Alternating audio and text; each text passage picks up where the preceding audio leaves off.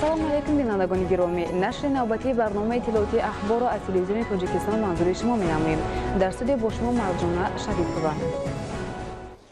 имрӯз сафари кории асосгузори сулҳу ваҳдати миллӣ, пешвои миллат, президенти ҷумҳурии Тоҷикистон муҳтарам Эмомалӣ Раҳмон ба вилояти Суғд дар ноҳияи Спитамин идома ёфт. Нахуст сарвари давлат муҳтарам Эмомалӣ Раҳмон дар расми ифтитоҳи майдони парчам ва нишони давлатӣ иштирок намуданд. Гузориши Садриддин Сироҷиддин.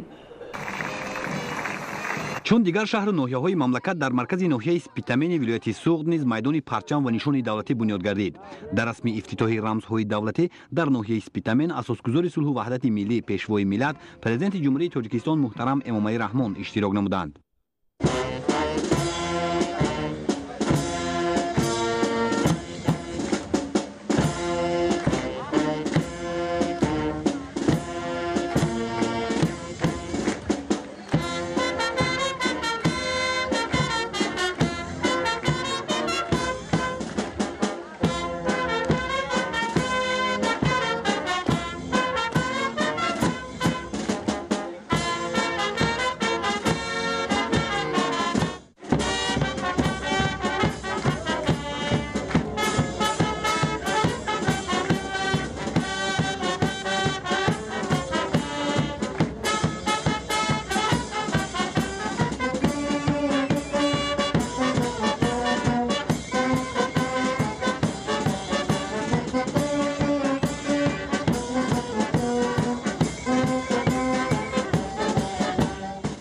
нахуст дар ин мавзеъ бо садо додани суруди миллӣ парчами давлатӣ барафрохта шуд.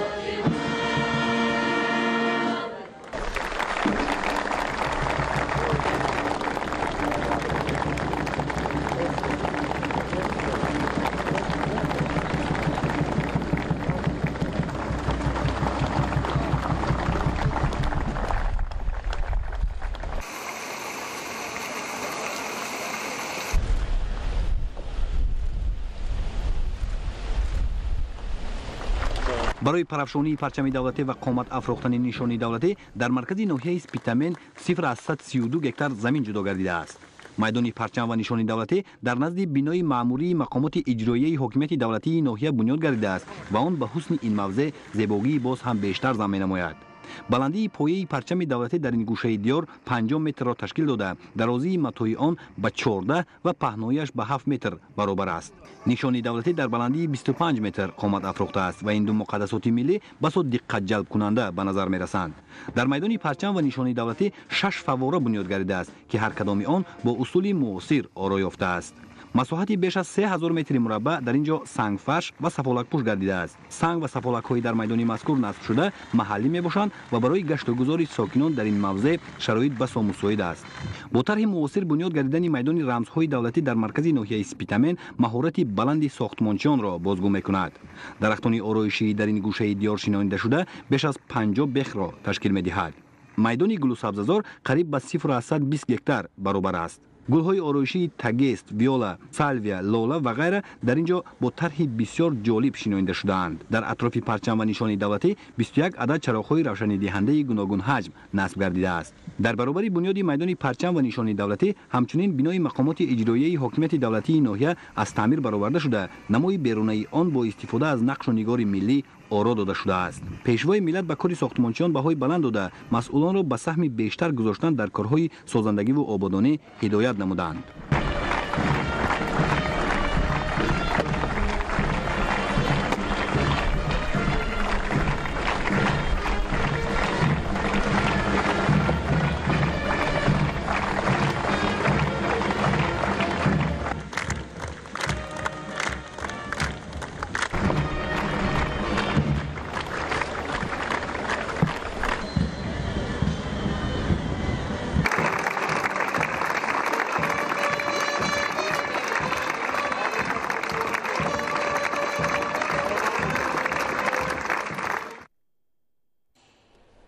همچنین با اشتراک اساسگذار صلح و وحدت ملی پیشوای ملت پرزیدنت جمهوری تاجیکستان محترم امامعلی رحمان در ناحیه اسپیتامن بینای نوی کتابخانه، آثارخانه کروشکده تاریخی و مکتب موسیقی بچگانه رقم 2 که با طرح خیلی زیبای معاصر بنیاد گردیده است مورد بهره برداری قرار داده شد.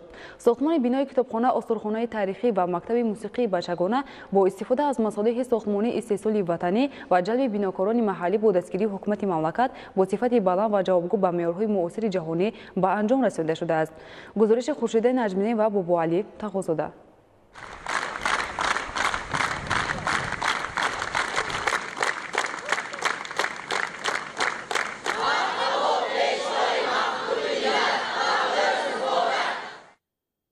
در ناحیه اسپیتامن اساسگذار صلح و وحدت ملی پیشوای ملت پرزیدنت جمهوری تاجیکستان محترم امامعلی رحمان بینای نوی کتابخانه، آثارخانه کروشکده تاریخی و مکتب موسیقی بچگانه رقم 2 را که با طرح خیلی زیبای معاصر بنیاد گردیده است با برداشتن پرده از لوحه رمزی افتتاح نمودند. بینای تازه بنیاد کتابخانه، آثارخانه تاریخی و مکتب موسیقی بچگانه از 3 آشیانه و تخانه عبارت می باشد. طور اطلاع داده شد ساختمان انشاءات مذکور ماه ایون سال 2017 آغاز گردیده، ماه مارس سال 2019 با استفاده از مصالح ساختمانی استحصال وطنی و جلب بیناکاران محلی با دستگیری حکومت مملکت با صفت بلند و جوابگو به معیارهای معاصر جهانی به انجام رسانیده شده است. ضمن شناسایی با شرایط بینای مذکور پرزیدنت جمهوری تاجیکستان محترم امامعلی رحمان به صفت کارهای ساختمانی بهای بلند داده مسئولین را به فعالیت پرثمر هدایت نمودند. انشاءات کتابخانه، آثارخانه تاریخی و مکتب موسیقی بچگانه در ناحیه اسپیتامن در مساحت 1.2 هکتار در مرکز ناحیه قامت افروخته مساحت عمومی ساختمان 540 متر مربع را تشکیل می‌دهد. بینای زمانوی دارای اتاق‌های کاری و خدمت رسانی بوده در تهخانه آن خزینه کتاب موجود میباشد.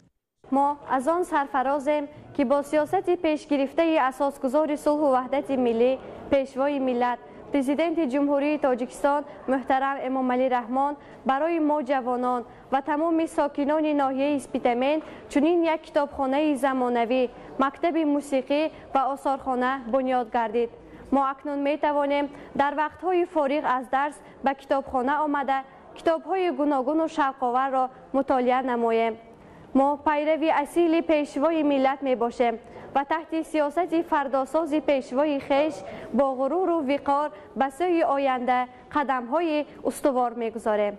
در آشیانه یکم آن کتابخانه الکترونی، شعبه‌های فهرست، خدمت رسانی، تالار وسیع خانیش با میز و کرسی‌های استحصال وطنی برای 100 جای نشست مجهز گردانیده شده. در داخل آن ادبیات اید به دستاوردهای استقلالیت، آثار و ادبیات شاعران و نویسندگان معاصر و کلاسیک تاجیک، گوشه کتاب‌ها اید به 10 ساله بین المللی او برای رشد استوار سال‌های 2018-2028 گرد آورده شدند. در آشیانه دوم آثارخانه تاریخی تأسیس داده شده، همچنین 4 اتاق کاری با شرایط وسیع برای کارمندان مهیا گردیده است. آثارخانه کروشکده که در بین مردم با نام کروش کبیر معلوم است، نامگذاری گردیده موضع قدیمترین و در عین زمان ناحیه زیبا منظر اسپیتامین را افاده می‌نماید. آثارخانه مذکور مؤسسه تاریخی کشورشناسی علمی معرفتی بوده، محافظت یادگاری‌های تاریخی، فرهنگی و بایگاری‌های خلق را در بر می‌گیرد. اینچنین آثارخانه دارای شعبه‌های جماعت ابتدایی، اثرهای میانه، علمی معرفتی، هنرهای خلقی و زمان معاصر میباشد. عین زمان در آثارخانه هزار عدد اشیاء گوناگون موجود میباشند که این در اعلان گردیدن سالهای رشد دهات، سیاحی و هنرهای مردمی در مملکت نقش کلیدی دارد. من دیرکتور آثارخانه تاریخی کشورشناسی کروشکده ناحیه اسپیتامین شریف رحیم حبیب‌الله‌ویچ باعث خوشنودی و سرفرازی است که در اساس تشبس‌های فرهنگ پرورانه اساسگذار صلح و وحدت ملی طی سالهای استقلالی کشور یک چند بناهای فرهنگی و علمی ساخته به استفاده داده می شود. در این ردیف امسال در ناحیه ما بخشیده به جشن نوروز بین المللی که محض با تشبس فرهنگ پرورانه پیشوای ملت نوروز بین المللی اعلان گردید و همه ساله آن را ساکنان تمام گوشه کنار جهان با یک شکوه و شهامت خاصه تجلیل می نمایند. امسال با تشبس اساسگذار صلح و وحدت ملی پیشوای ملت در ناحیه ما آثارخانه تاریخی کشورشناسی ناحیه اسپیتامین ساخته استفاده داده شد که این باعث خرسندی و سرفرازی تمام ساکنان ناحیه شرفمند ناحیه اسپیتامین میباشد. در آثارخانه تاریخی کشورشناسی ناحیه اسپیتامین همه آن معلومات هایی که درباره تاریخ و فرهنگ مردم خلق تاجیک سخن میرود جمع آوری و به پیشکش تماشابینان گردانیده شده است. آثارخانه ما باشد دارای 1779 عدد اشیا و اکسپونات های تاریخی می باشد که از این شمار 1011 عدد نگاره های اساسی تشکیل می دهد. منتدارگی کل کارمندان آثارخانه به اساسگذار صلح و وحدت ملی پیشوای ملت پرزیدنت جمهوری تاجیکستان محترم امامعلی رحمان برای چنین یک بینای زمانوی که ساخته به ما مردم ناحیه هدیه کردند اظهار سپاس و منتدارگی نماییم. با دستگیری پیشوای ملت اساسگذار صلح و وحدت ملی پرزیدنت جمهوری تاجیکستان امامعلی رحمان در کشور همه ساله انشاءات‌های گوناگون ساحه فرهنگ به استفاده داده می شود. نتیجه غمخواری‌ها و سیاست پیشگرفته اساسگذار صلح و وحدت ملی پیشوای ملت پرزیدنت جمهوری تاجیکستان محترم امامعلی رحمان بود که ما کارمندان آثارخانه با بنای نو زمانوی و شرایط خوب کاری تامین گردیدیم. ما برای این غمخواری ها به پیشوای معظم خود منتداری خویش رو میرسانیم. در آثارخانه ها باشند حیات گذشتگان، عرف و عنعنه و عادت های نیک مردم گذشته خلق و کشور انعکاس یافته است. امروز برای احیا و جاویدانه نگاه داشتن تاریخ و تمدن محض در دوران استقلالیت از نام احیا گردیدن هنرهای مردمی تاریخ گذشتگان نیاگان جاویدانه نگاه داشته می شود.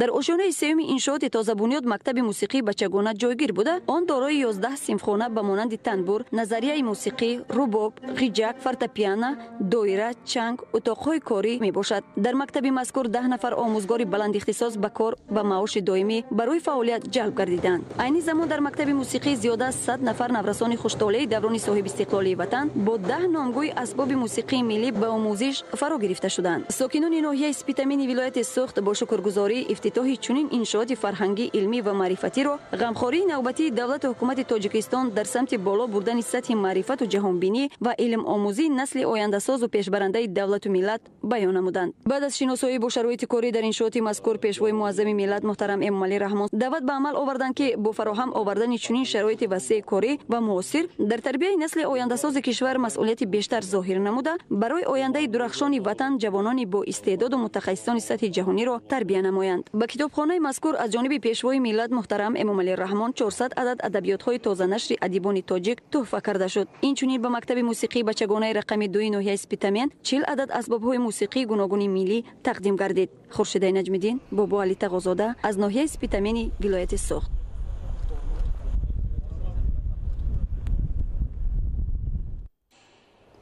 در جماعت دهات کروش ناحیه اسپیتامین اساسگذار صلح و وحدت ملی پیشوای ملت پرزیدنت جمهوری تاجیکستان محترم امامعلی رحمان به کشت چگید آغاز بخشیدند.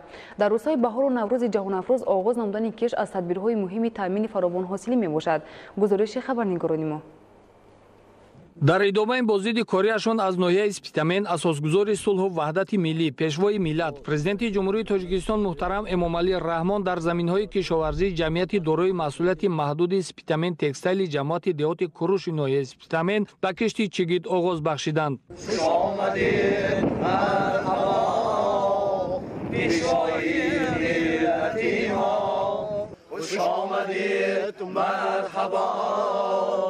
پیشوای ملتی ما با دستان مبارک پاشید این تخم خارا با دستان مبارک پاشید این تخم خارا بهاران شد بهاران ما کردیم جورا دستی دعا شایم حاصل شود فراوان دستی دعا شایم حاصل شود فراوان بیا بابای دهقان سختر میبندیم میان بیا بابای دهقان سختر میبندیم میان امروز هوا غنیمت کار به فردا نمان امروز هوا غنیمت کار به فردا نمان بهارتان مبارک نوروزتان مبارک بهارتان مبارک نوروزتان مبارک.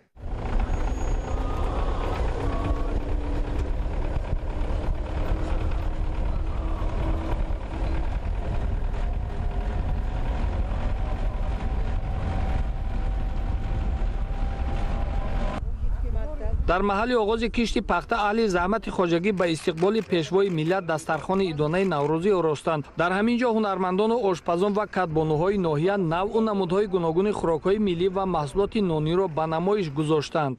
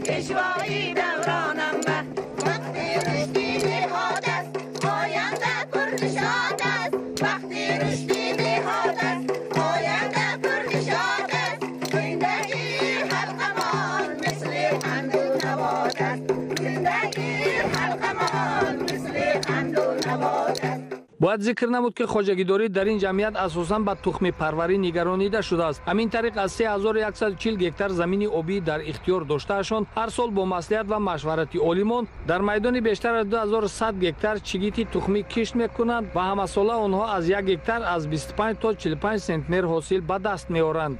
ҳоҷаги мо ҳамчун ҳоҷаги тухмипарварӣ аз қайд гузаштааст ва яке аз ҳоҷагиҳои калонтарини вилояти Суғд ва ҷумҳурӣ ба ҳисоб меравад. дар мувозанаи худ 3600 гектар замини обӣ дорад. қисми асосии ин замин яъне 2100 гектараш пахтакӣ банд карда мешавад ҳамасола. ҳамчун ҳоҷаги тухмипарварӣ ҳоҷаги мо ба навъи фахтаи ватани Хуҷанд 67 мутобиқ гардонида шудааст. ҳамин шабонарӯзба яке аз навъҳои тезпастарини гӯем ки минтақа ҳисоб мешавад. аз он ҷумла ҷумҳурӣ аз рӯзи нест зада баромаданаш то аввалин кӯракҳо шуфтани аввалин кӯракҳо ҳамаги 108-110 рӯз мегузарад. ҳосилнокии миёнааш дар минтақаи гӯем ки дар ноҳияи мо 25-30 сентнер иҷоракорҳои алоҳида бригадирҳои алоҳида 45 то 47 сентнера ҳосил мегиранд. бояд зикр намуд ки ҷамъияти дорои масъулияти маҳдуди спитамен текстайл ба коркарди ниҳоии пахта машғул аст. ин ҷамъият соли 2009 бо иштироки пешвои миллат ифтитоҳ гардида то имрӯз фаъолияти босамар дорад. тибқи дастуру ҳидоятҳои роҳбари давлат муҳтарам Эмомалӣ Раҳмон масъулини ҷамъият фаъолияти худро ба таври комплексӣ ба роҳ монданд. яъне қисми бештари пахтаи дар хоҷагиашон истеҳсолшударо худашон коркард мекунанд ва ба бозорҳои хориҷи мамлакат мебароранд. ҳоло фабрика дар 3 бас кор кардан иқтидори шабонарӯзиш 3 тонна дар як шабонарӯз мебошад ки ин اساساً محصولات خود را صادرات میکند. 99% صادرات نخ لیسپون پختگین این در دولت‌های ترکیه، خیتای و دولت‌های اروپا صادرات کرده میشوند. حالا در فابریکه زیاده از 170 نفر کارگران در 3 بست فعالیت میبرند. آینده فابریکه نقشه ها داریم که برای کارکرد نهایی نخ پخته سازمان فابریکه رساندگی، سازمان فابریکه دوزندگی، فابریکه رنگ و بور و تریکاتاژ را در نظر دارند که این باز زیاده از 1200 نفر با جای کار نوی دائمی تشکیل دادن می شود، تشکیل خواهد داد. کارخانه‌های کارکرد پخته و استحصال رشته در جمعیت دارای مسئولیت محدود اسپیتامین تکستایل امکان دارند که در یک سال تا 4000 تن پخته را کارکرد صنعتی نمایند. محصولات تیار طبق شرطنامه دوجانبه اساساً به ترکیه فرستاده می شود. وابسته به دستور و هدایت‌های پیشوای ملت محترم امامعلی رحمان، مسئولان جمعیت تصمیم دارند که در آینده استحصال محصولات تیار پختگی را در همین جا براه مانند، زیرا برای انجام دادن این عمل آنها همه شرایط و امکانات مالی و تکنیکی و طبیعی را دارند. عموما اقتداری کارخانه ما در سال 1500 تا 2000 تن چه نخ پخت کارکرد نخ پخته می باشد. در حالتی پورا استفاده بردن زمین‌های موجوده و استحصال نخ پخته ما می توانیم کارخانه خود را در دائم سال پورا با نخ پخته تامین نماییم. از این رو یعنی روند فعالیت کارخانه مذکور این اجرایش قرار حکومت جمهوری تاجیکستان در استحصال پخته خام و کارکرد نخ پخته تا محصولات نهایی را در بر میگیرد. از این رو ما تصمیم گرفتیم که در آینده نزدیک یعنی حجم اقتداری استحصالی کارخانه را دوچند نماییم و در این روند برای وارد نمودن تجهیزات برای خطای رنگ و بور و خطای بافندگی نیز در نظر داریم تا که توانیم در روند صنعت‌گرانی مملکت حصه ارزنده خود را گذاریم. ما در این روند با بسیار سرمایه‌گذاران خارجی گفتگوها و ملاقات برقرار نمودیم، همچنین با سرمایه‌گذاران کشور چین و سرمایه‌گذاران کشور روسی واقعی زیاد برگزار نمودیم و امیدوار هستیم که در آینده نزدیک یعنی با یا شرکت‌های چینی سرمایه‌گذاران کشور چین یا با شرکت‌های روسی سرمایه‌گذاران کشور روسیه ما کارخانه مشترک تأسیس خواهیم داد. بخش خواجگیداری در جمعیت دارای مسئولیت محدود اسپیتامین تکستایل در ناحیه اسپیتامین یکی از کلانترین جمعیت‌های کشاورزی به شمار می‌رود و تقریباً 2500 نفر ساکنین محلی را با جای کار و معاش تامین می‌کنند. این شماره می‌تواند در موسم کشت و کار و جمع‌آوری حاصل باز تا 600 نفر افزاید. کار در بخش‌های این خواجگی طور تقسیم بندی شده است که این کلکتیو قریب 3000 نفره تقریباً در 12 ماه سال به فعالیت مهنتی مشغولند. مسئولان بخش کشاورزی ناحیه هم می‌گویند که جمعیت در نظام اقتصادی ناحیه جایگاه مخصوص دارد و منبع مهمی تامین مردم با جای کار و معاش میباشد. جمعیت دارای مسئولیتش محدود اسپیتامین تکستایل زیاده از 35 تا 40% خواجگاه پخته کاری که در ناحیه با کشت پخته مشغول میباشند با نوهای محلی به اقلیم و آب و خاک همین جماعت مطابق بوده تامین مینماید. 30% یعنی پخته این ناحیه در همین زمین ها کش کرده می شود و جمعیت مذکور دارای زیاده از 3000 گیتار زمین های آبی و همچون خواجگی تخمی پروری به قید گرفته شده فعالیت می نماید و زیاده از بسیار نوهای زیاد را به دهقانان دسترس می نماید. یکی از خواجگی های پخته‌کار در سال 2018 یکی از خواجگاه پخته‌کار از لحاظ گرفتن حاصل بلند به شمار می رفت و جمعیت دارای اسپیتامین تکستایل با اگرونوم ها با عالمان خود برای برآوردن نوهای نو پخته که به خود همین زمین های جمعیت و عموما به خواجگاه دهقانی پخته‌کار و زمین ها به اقلیم و شرط شرایط ناحیه مطابق بوده را برای رویانه نوها از تمام امکانات‌ها استفاده نموده است. طبق دستور و هدایت‌های رهبر دولت محترم امامعلی رحمان، مسئولان جمعیت مذکور کارهای آبادانی و سازندگی را نیز در حدود جماعت دهات کوروش درست براه ماندند. از جمله از حساب درآمدهای خود در مرکز جماعت یک میدان بالا پوشیده فوتبال خرد، میدانچه معاصر بازی کودکان و چند انشاءات دیگری فرهنگی و فراغتی بنیاد کردند. از آنکه 3 ساله آینده در تاجیکستان سالهای رشد دهات، سیاحی و هنرهای مردمی اعلان شده است، مسئولان جمعیت تصمیم دارند که در آینده نیز کارهای آبادانی و سازندگی را در حدود جماعت دهات وسعت دهند. اساسگزار صلح و وحدت ملی پیشوای ملت پرزیدنت جمهوری تاجیکستان محترم امامعلی رحمان همچنین در دهات کوروش ناحیه اسپیتامین بنای قصر فرهنگ را مورد بهره برداری قرار داشتند. انشاءات فرهنگی شرایط امکانات موثر داشته در دوره توجه دائمی حکومت مملکت نسبت به ساحه فرهنگ نوسازی شده است. گزارش نوروزشاهی عزیزالله. در دهات کوروش ناحیه اسپیتامین با اشتراک اساسگزار صلح و وحدت ملی پیشوای ملت پرزیدنت جمهوری تاجیکستان محترم امامعلی رحمان بنای قصر فرهنگ مورد استفاده قرار گرفت. انشاءات فرهنگی دارای شرایط زمانوی برای کار و فعالیت بوده در دایره توجه دائمی حکومت مملکت نسبت به ساحه فرهنگ با مقصد غنی نمودن جهان معنوی اهالی نوسازی شده است. با تشبث اساسگزاری صلح و وحدت ملی پیشوای ملت پرزیدنت جمهوری تاجیکستان امامعلی رحمان در دهات کوروش کبیر ما چنین انشاءاتی بزرگ از نو تعمیر کرده شد. ما با غمخواری های پیشوای ملت سپاسگزاری خویش را اظهار می نماییم و فخر داریم که در چنین دهاتی خوشمنظره و زیبا زندگی داریم. ما جوانان از آن شادیم که این قصر با حشمت دسترس ما گشته است. این قصر با اصول معاصر بنیاد گردیده تمام شرایط‌های ارزنده فراهم آورده شده است. در این قصر محفل‌های گوناگون رسامی، هیکل تراشی، رقص، ششکای شاهمات موجود بوده. همه آنها برای مکمل ساختن دانش و ملکه ما خدمت می‌کنند. کارهای ساختمانی در بنای قصر فرهنگ دهات کوروش ناحیه اسپیتامین مهمه سال 2017 آغاز گردیده در مدت کوتاه با نظرداشت ساخت معماری ملی به انجام رسانیده شده است. درآمدگاه، تالار و اتاقهای انشاءات با نظرداشت تاریخ و فرهنگ غنی قدیمی ملت کهن‌بنیاد تاجیک کنده‌کاری و نقاشی کرده شده است. انشاءات همچنین دارای تالار برهوا برای بازی ششکه و شاهمات میباشد. در همین جا پرزیدنت جمهوری تاجیکستان محترم امامعلی رحمان با خواننده صنف 4 سمیره دوشیوا بازی ششکه کردند. چند سال شد بازی میکنید؟ هر روز بازی میکنم خانگی افتاد؟ همه شب میبرید؟ هم میبرید؟ کی را؟ پدر را تا؟ پدرم، مادرم، بابایم بازی میکنم. برادرها چه؟ برادرم خرد، برادرم کتی هم بازی میکنم. مادرم کجا؟ مادرت هم میبرید؟ میبرم؟ ام دامکر همونجا بیم اوه رحمه ما اون طرف نمیرم دخترم اونجا یا توفا بیاره توفا. بنای قصر فرهنگ اینچنین دارای حجره‌های زمانوی برای برگزاری محفل‌های رقاصی، هیکل‌تراشی، رسامی، هنرمندی، کتابخانه و حجره خوانش میباشد.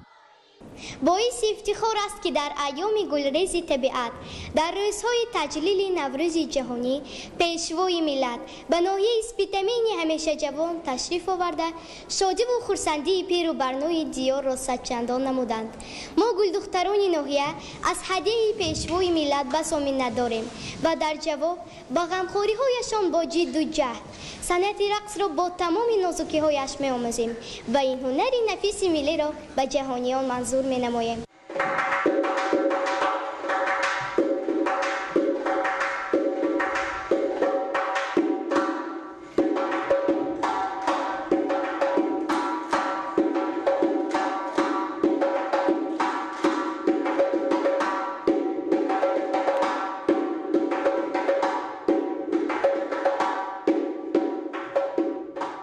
آموزگاری رقص می باشم. امروز شوق ذوق دختران دیخه کوروش بر رقص خیلی زیادن و ما صاحب تالار برخوایی برای آموزش این هنر گردیدیم.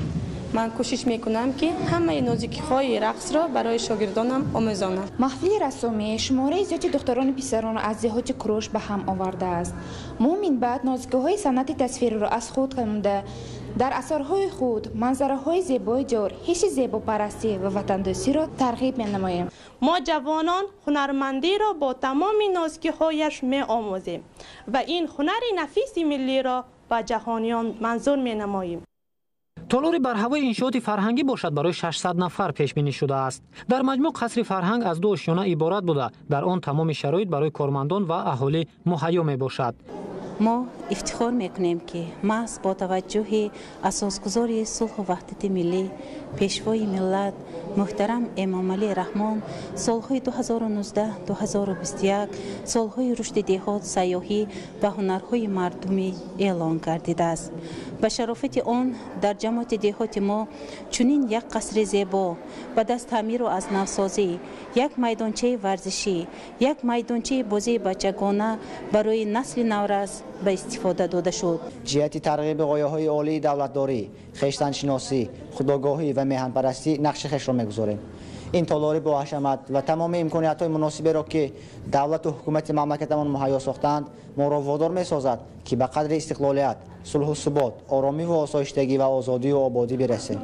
پیشوای ملت محترم امام علی رحمان ضمن شناسایی با شرایط فراهم آورده شده توجه اهل فرهنگ را برای تهیه نمایشنامه‌های نو و غنی ساختن جهان معنوی مردم جلب نمودند. فواره‌ها، گل و بوته و نهال درختان آرایشی شناخته شده، میدانچه ورزشی، جای برای فراغت کودکان و پرافشانی پرچم دولتی جمهوری تاجیکستان اطراف انشاءات فرهنگی را در جماعت دهات کروش ناحیه اسپیتامن به یک مکان زیبا و دیدنی تبدیل داده است.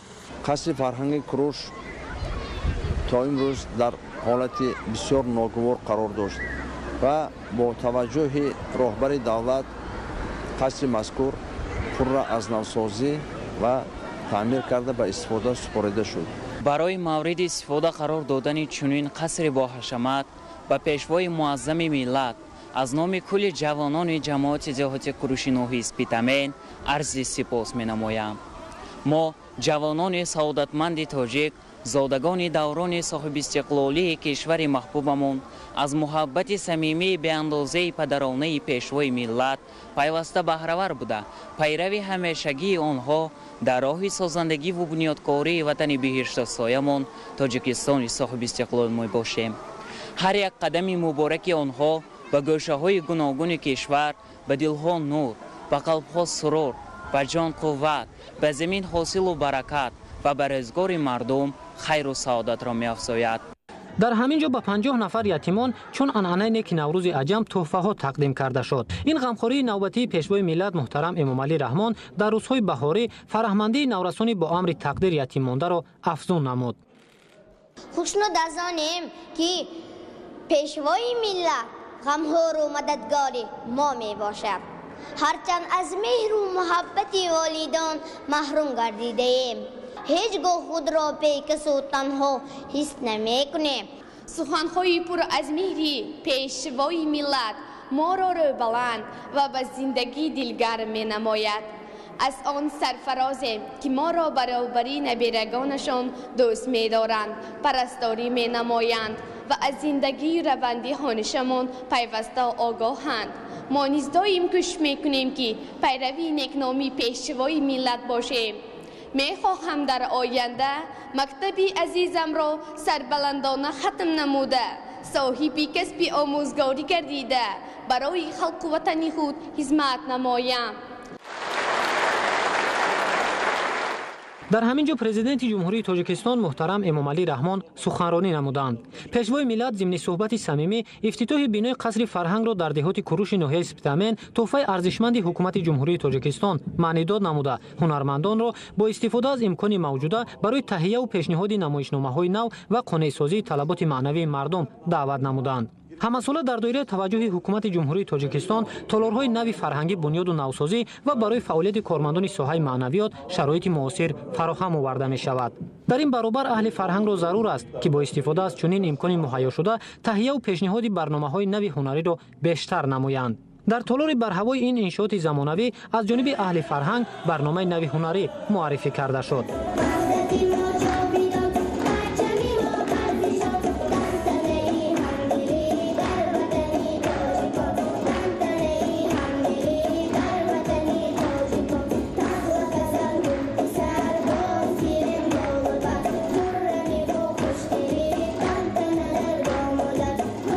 از طرف پرزیدنت جمهوری تاجیکستان محترم امام علی رحمان به قصر فرهنگ دهات کروش ناحیه اسپیتامن 40 نامگوی اسباب‌های موسیقی تقدیم گردید.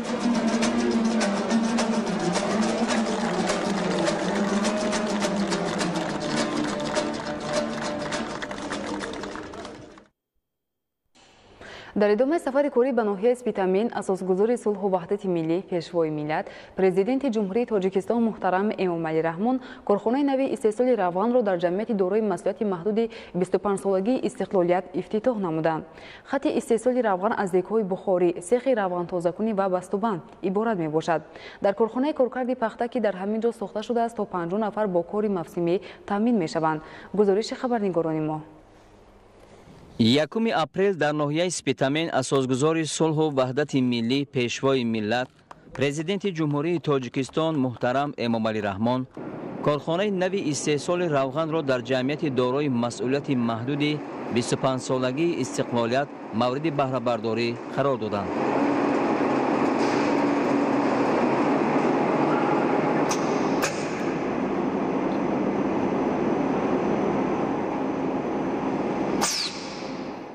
соли 2015 соҳибкори ватанӣ Даврон Ахмедов корхонаи коркарди пахтаро бо иқтидори 20 000 тонна дар як сол таъсис дода буд. Акнун бо ба даст овардани фоидаи соф соҳибкорон дар шафати корхонаи коркарди пахта коргоҳи истеҳсоли равғанро бунёд намуданд. дар корхонаи навтаъсис ки иқтидори коркарди 65 тонна аз шӯйхомро дар як шабонарӯз дорад 25 нафар бо кори доимӣ таъмин шуд.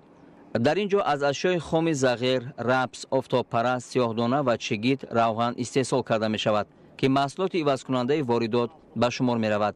хати истеҳсоли равған аз дегҳои бухорӣ, сехи равғантозакунӣ ва бастубанд иборат мебошад. равғани бо сифати растанӣ дар зарфҳои 2, 3 ва 4 литра ҷой дода шуда ба бозорҳои ноҳияи Спитамин ва шаҳри Хуҷанд бароварда мешавад. таҷҳизоти корхона аз ширкатҳои пешрафтаи русӣ ва чинӣ ворид карда шудааст. дар корхонаи коркарди пахта ки дар ҳамин ҷо сохта шудааст то 50 нафар бо кори мавсимӣ таъмин мешаванд. пахта аз хоҷагиҳои пахтакори ноҳияи Спитамин ворид мегардад. дар ҳамин ҷо ба ғайр аз корхонаи коркарди пахта ва истеҳсоли равған соҳибкор маркази хизматрасонии техникиро ифтитоҳ кардааст ки дар он 10 нафар бо кори доимӣ таъмин шуданд. рӯзи хурсандӣ буд ки бо иштироки асосгузори сулҳу ваҳдат пешвои миллат муҳтарам ҷаноби олӣ корхонаи мо ба ифтитоҳ дода шуд.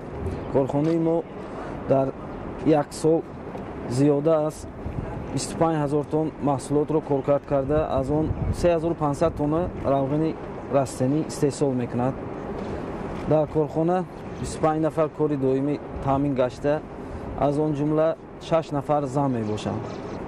оянда мо ният дорем ки як корхонаи нав бо 200 ҷои корӣ ҳадаф гирифтем ки ба сохта ба истифода диҳем. баъди ифтитоҳи корхонаи нави равғанбарорӣ ва шиносоӣ бо ҷараёни кори он сарвари давлат муҳтарам Эмомалӣ Раҳмон ба соҳибкори ватанӣ барои дастгирии сиёсати созандаи роҳбарияти давлату ҳукумати ҷумҳурии Тоҷикистон обод кардани як гӯшаи диёр, таъсиси ҷойҳои навикорӣ ва истеҳсоли маҳсулоти ивазкунандаи воридот изҳори сипос карда ба онҳо барори комёбӣ орзу намуданд. дар саҳни ҳавлии корхона намоишгоҳи корхонаҳои саноатии вилоят ки фаъолияташон асосан ба истеҳсоли равғанҳои гуногуни растанӣ равона гардидааст ташкил шуда буд. президенти мамлакат муҳтарам Эмомалӣ Раҳмон зимни тамошои намоишгоҳи равғани корхонаҳои истеҳсолии шаҳру ноҳияҳо ки маҳсулоташон ба талаботи стандартҳои ҷаҳонӣ ҷавобгӯ ба бозор рақобатпазир ва ивазкунандаи воридот мебошад шинос шуда бо соҳибкорон суҳбати самимӣ доир карданд. сарвари давлат ба саноатчиён тавсия доданд ки баъди таъмини талаботи аҳолии кишвар бо равғани истеҳсоли худӣ содироти онро ба хориҷ афзоиш диҳанд.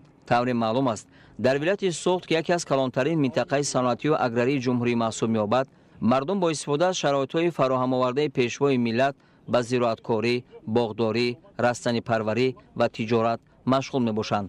сокинони вилояти Суғд дар таъмини амнияти озуқаворӣ иҷрои дастуру супоришҳои сарвари давлат баҳри татбиқи ҳадафи 4 миллӣ саноатикунонӣ бо суръати кишвар бо таъсиси даҳҳо адад корхонаҳои саноатӣ ташкили ҷойҳои навикорӣ саҳми арзанда мегузоранд.